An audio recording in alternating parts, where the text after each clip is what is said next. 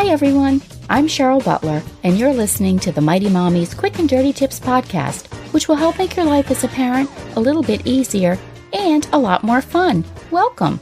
This is episode number 312 titled, How to Handle a Bossy Child. So if you have a little bossy pants in your household, today we'll learn some easy ways to stop bossiness in its tracks.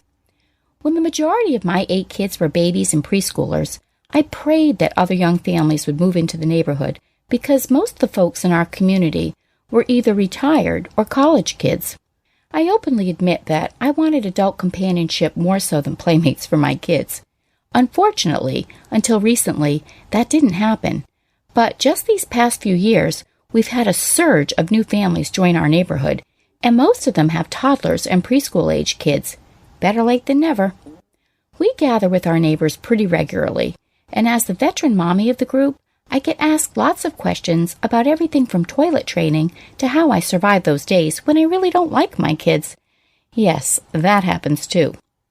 The topic at hand during our recent get-together was one near and dear to my heart. An exasperated young mother asked me, "How do you deal with a bossy child without losing your mind and your patience?"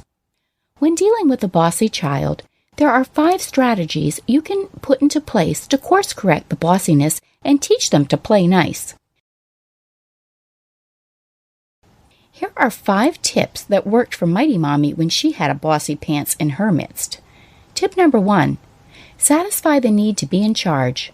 Whenever one of our kids went through a bossy phase, we usually found that they were struggling with worry that their own needs weren't going to get met. For example, when we brought a new baby home from the hospital, which we did 7 times, that would easily trigger negative behaviors because the child was afraid he wasn't going to get the attention he wanted from us. One way to negate bossy behavior is to offer up small ways that your child can be in charge. For example, if you notice that your 4-year-old is always calling the shots with her younger brother and not allowing him to play the game he wants to play, suggest she pretend that she's the teacher and her little brother is the student. Or give her 3 different other ideas to choose from. For example, she's the taxi driver and he's the passenger who rides in her car and tells her where he wants to go. Or use blocks to build castles so that each child gets to choose a make-believe place that they want to build. Or she's the doctor and he's the sick patient who needs a checkup. These are just 3 ideas. The point is to offer up creative alternatives to the bossiness so it turns into a fun game instead. Tip number 2.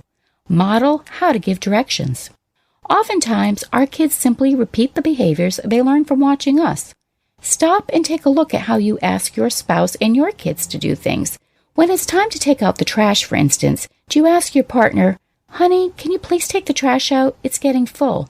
Or do you bark an order, "When are you going to take that trash out?" Modeling our own requests in a positive, calm manner can make a big difference in how our kids talk to their siblings and peers. Tip number 3, role play. Most preschoolers love to act things out in dramatic play scenarios. Take advantage of this by coming up with a skit using stuffed animals or some dolls or action figures. Suggest that you put on a play together. Let him decide who is going to act out a scene first. Most likely, he's going to want to go first. Be engaged and interested as you observe whatever scenario he acts out. Then thank him for his part and remind him that now it's your turn next. Use this opportunity to act out a scenario in which one of your characters is ordering the other one around. Be sure that the other character expresses how badly they feel at this behavior. When you are done with your skit, suggest that he now turns the scene around by showing you how it could be done nicer. These small opportunities can be expanded upon if you role play throughout the week.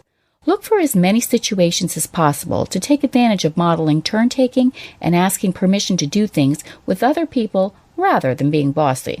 Tip number 4, say yes whenever possible. No one likes to be told no the majority of the time, and let's face it, preschoolers make unreasonable requests all day long and get told no on a regular basis. Hearing no, you can't have a brownie before dinner, or no, you're not staying up late to watch a TV program can wear on a young child and cause them to act out. It can also cause them to get bossy with other people because they want that sense of control. Look for opportunities to say yes to your child whenever possible so they feel like their personal wants and needs are being met. Maybe your son wants to play car wash with his Matchbox cars. Your instinct is to say, no, it'll be too messy. Instead, why not let him sit in the tub with a bowl of water and a washcloth?